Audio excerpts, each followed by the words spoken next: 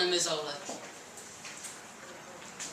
We are separated into lines and herded onto the ship 2 by 2, like Noah's animals. Only not to be saved. We are beyond redemption, they say.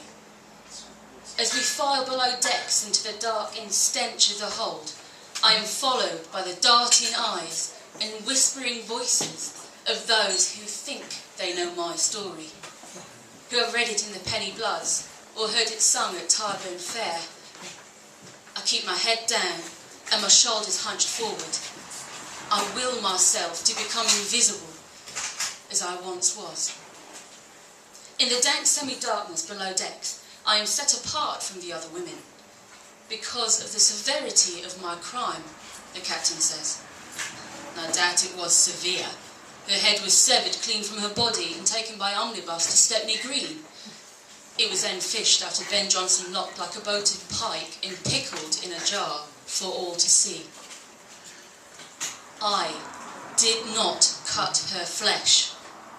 I did not break her bones. But it was I who told him she had betrayed him. Part of me wanted her dead, and now she is.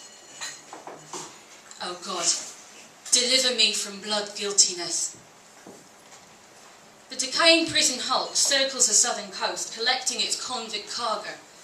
Pickpockets from Portsmouth, lockpickers from Plymouth, card sharpers, coiners, housebreakers and horse stealers, all on a one-way trip over the edge of the earth.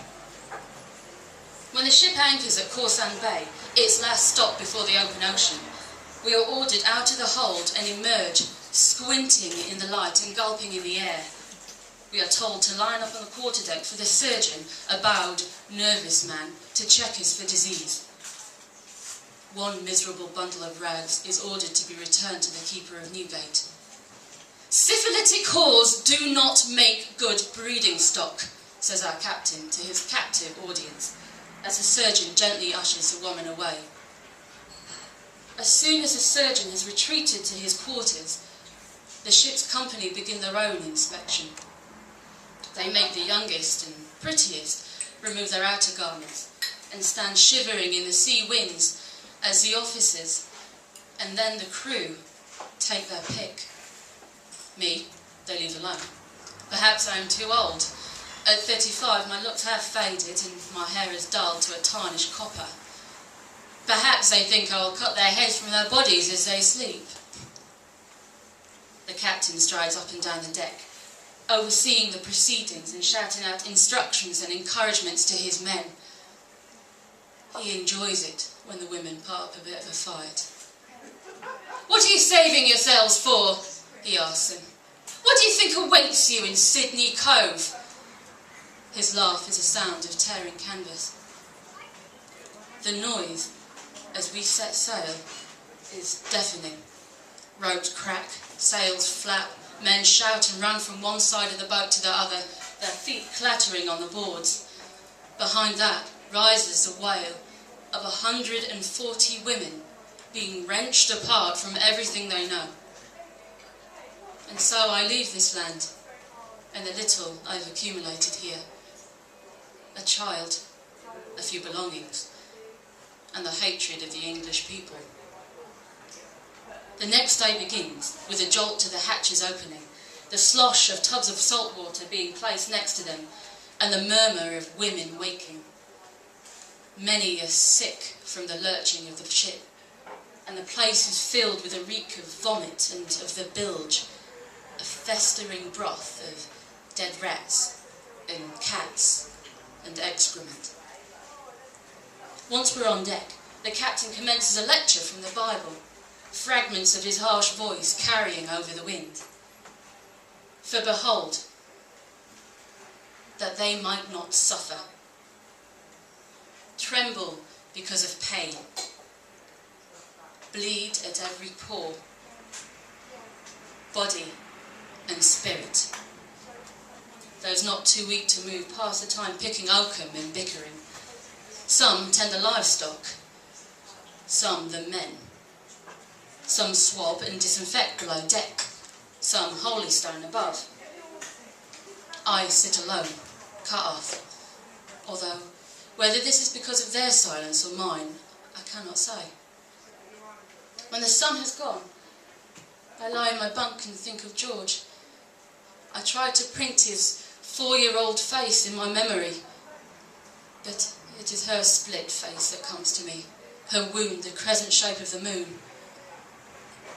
As the night deepens, I let myself think of George's father, James Greenacre, the cabinet maker. 15 years we had spent together when he announced his decision to marry Hannah Brown. "For the money," he said, but I knew it was not. I knew it was for her smooth white skin, her long white neck, her silvery laugh like dappled sunlight falling on leaves. He killed her in a passion he never showed me, but he cut her up with his usual carpenter's precision and dispensed the pieces with his customary calm. The legs to Camberwell, the torso to Kilburn. I heard him recite the hangman's psalm at the foot of the scaffold, but I could not watch as the rope dropped. Fill me with joy and gladness. Let the bones which thou hast broken rejoice. Hide thy face from my sins.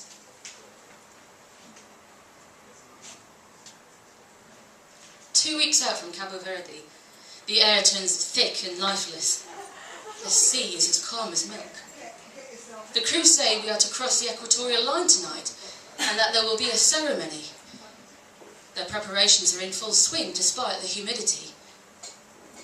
They do not say what the ritual involves, whether it involves us. At dusk, the captain sends us below deck and locks the hatches. From here, in the growing darkness and startling heat, I attempt to interpret the broken shouts and slivers of laughter that filter down into the hold. A young girl, Mary, lies in the bunk closest to me. In the half-light, I can see the outline of her swollen form. She breathes rapidly, clutching her stomach, her skin slick with sweat. I would like to offer her some assurance, but I fear my voice, my touch, would frighten her. Tar begins to drip from between the boards overhead, sticky and warm like beads of blood. At 9 o'clock, the hatches slide open. Cautiously, the women edge out and wait, uneasy in the stillness. There is only the occasional cat's paw of wind and the gentle slosh of waves slapping the boat. Even the stars have hidden, and the night is as wet and as black as ink. Out of the darkness, a gong booms, and then the crew are here, vaulting over the bow and onto the foredeck, their lanterns illuminating strange, fishy monsters. The captain is King Neptune, clothed in the skin of a porpoise, its snout towering high above his head. He runs forward, roaring, the shadows bouncing off the prongs of his trident as it swoops and strikes. His Nereids race behind him, trailing slimy wigs of wet seaweed, their faces and chests smeared oily red and black. As they advance, women scream and flail, running into and over one another, thrashing and scrambling to escape the thrusts of Neptune's pitchforks and the lurches of his drunken followers. From the mayhem, a scream goes up. Mary has been knocked over, or kicked, or worse, and lies writhing on the deck, spewing water. This I know. This I can do. There is no time for me to wonder whether this is the right thing. I grab two of the girls, and together we lift Mary into the hold. Back below deck, I order some women to boil water and others to fetch clean linen. Some of the crew follow us into the hold, but quickly back away when they realise what is happening. The hold is transformed into a hive, and Mary is the queen, dripping in honey. By dawn, I know that the baby will not come on its own. Mary is exhausted, and in her distended belly, the child has stopped moving. I run to fetch the surgeon. He's been waiting for us and is dressed and ready. We hurry together down the steps and into the hold, where the group of women part to allow us through. We have given Mary our portions of rum to prepare her for the cut that will kill or save. I grip Mary's hand and try to calm her. I'm here, I tell her. I'm here. In the dark and the wet and the heat, a child is born. Conceived in sin and born in iniquity. Day by day, the boy and his mother grow stronger. Piece by piece, I begin to put myself back together. In the sick berth, the surgeon teaches me how to apply poultices to suck out heat, to apply leeches to suck out bad blood.